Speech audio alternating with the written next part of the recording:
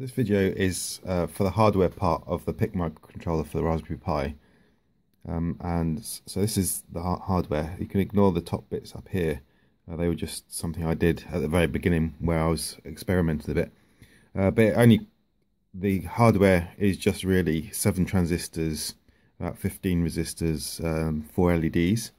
And then this as well, which is a boost converter, which boosts the 5 volts of the Raspberry Pi up to 13.1 volts for programming the PIC microcontroller, and that means that you don't need a separate power supply for the programmer. You can just plug it onto the Raspberry Pi and start using it. I've got a PIC device here which I'm going to program. I've put it in a socket. I like to put it in a socket before putting it in the board, because unless you've got a 0 insertion force socket on the board, it makes it a lot easier to put these onto the board and take them off. So I just plug this one into the board.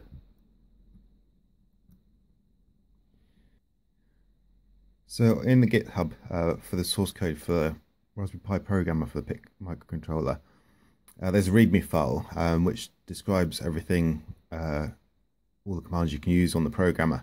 I'm going to run through a set of all the commands now, just so you can see what it's capable of and how it's used. So I'm going to program this device. First of all, I'll use a command -L argument, and that shows you the devices which are supported for PIC microcontrollers. And then if you use -P, you can power on the device. So I'll just go through the LEDs now. So this is VDD control for the PIC microcontroller. So that turns the PIC microcontroller on and off. And the yellow one over there, this is for the VPP. So it turns on programming capability of the PIC microcontroller. And then the green one is just a test LED. So I'm going to upload a program, an assembled program, onto the microcontroller, and that will allow that LED to flash when this button's pressed. So that's like a test button. So if I hit enter, so that's turned on the VDD there, but if I hit the button now, nothing's happening because the device is blank at the minute.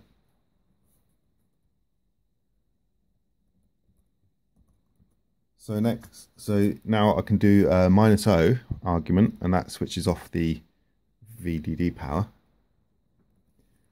And so I can write to the device now. So -W means write to the device. You give it the device name, and then you tell it where the compiled program is. So in my previous video, I talked about a test program, and I just went through it briefly and compiled it and showed how to compile it on the Raspberry Pi and link it. So now if I hit enter, that shows you what it's doing as it's programming the device.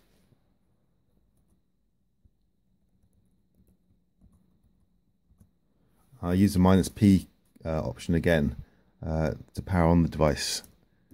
So it's powered on now, and now I can hit the button, and the green LED flashes, which is the test program and running on the actual device itself.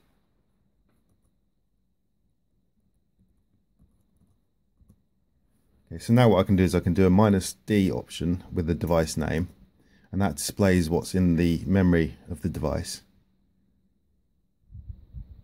So I'll just wait for that to finish. Okay, I'll scroll up a bit so that you can see what's going on. So first of all, it displays the E-squared PROM data. So you can actually, in the program, define preset values for that, and then programmatically change them in the actual PIC program.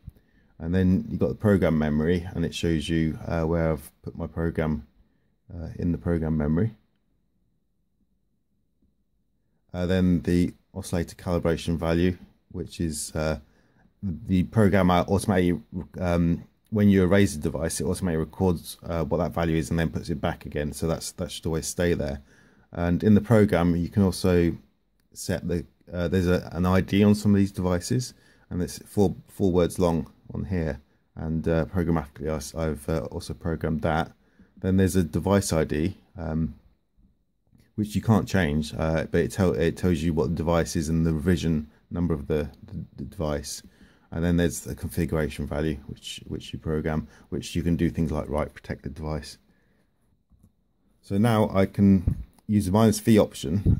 This will verify the program which I've put on the device, and I give it the same file name, and it reads that. So it'll read in the data from the file, it'll read the memory of the device, and it'll verify what's in the device is correct. So first of all, it reads the file, and then after each part of the checking the memory, it'll put either a pass or a fail here, so it's all passed here. Apart from the config word, and I'm blaming this on the assembler, because the assembler gives you a value to program, which and well, this F here, that's what the assembler gives you, but the device itself gives you a 1, and so the config value most of the time it won't match up, but it proves you the rest of the memory is correct.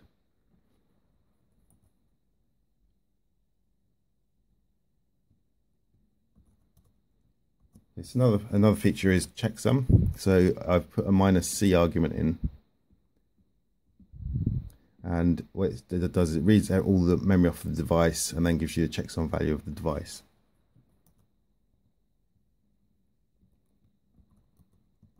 And also, if the device isn't read protected, you can use a -r option with the device name and tell it a place to put the file, and it will read the memory off the device and put it into a hex file.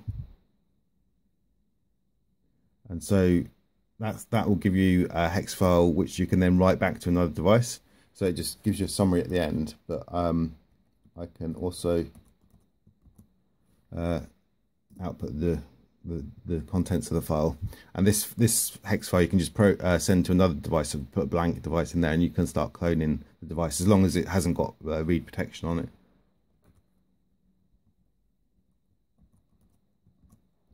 Okay, the -lm option gives you a list of the memory areas. So you've got data, program, oscillator calibration, and that's quite handy to be able to do that, because there's also a feature which is the next argument. So LD allows you to load data into a device, give it device name, give it the memory area you want to program, and then I can program a different value into that. So I'm going to program the configuration, and I'm going to take away the read protect. I'm going to enable read protect on the device. So that should have done that.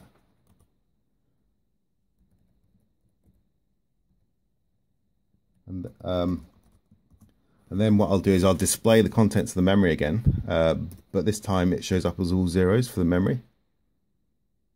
So that's a read protected device. Now there are certain areas which you can still read, so you can still read the calibration, the oscillator calibration value, and the ID which you set, and the device ID, which is the ID of the device, and then you can see the updated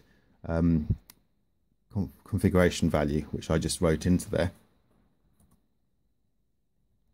So I'm going to power the device on again.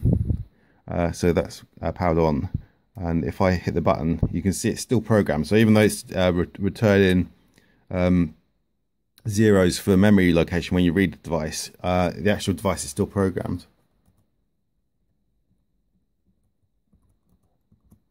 And then there's a -e option, so this will actually erase the device again.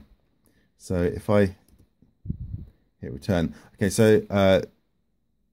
in order to erase some of the devices, you need to set the configuration to be read protected before you actually erase the device, and after you do that, you need to wait for it to take effect. So there's a 15-second sort of countdown there, and now it's going ahead and it's actually erasing the device. So now if I power on the device again and press the button, the device is now erased, and there's nothing in it. And the final feature of the programmer is -b option to do a blank test. So if I hit return, it tells you what areas of the device are blank. You can see the oscillator calibration value. It's maintained that value. It says it's not blank. The device ID is read-only because it's the because it's an actual physical device ID, so that's not blank as well. And then the config ID, because it won't show an empty value, it says that's not blank as well. So that's an overview of the PIC programmer for the Raspberry Pi. It's written in Python. I'm going to check it into GitHub, and the Readme file's there, and you can download it. And I'll do a write-up of the actual hardware as well, and how to build the hardware and how the hardware works. And then you can compile, link, and program PIC microcontrollers on the Raspberry Pi.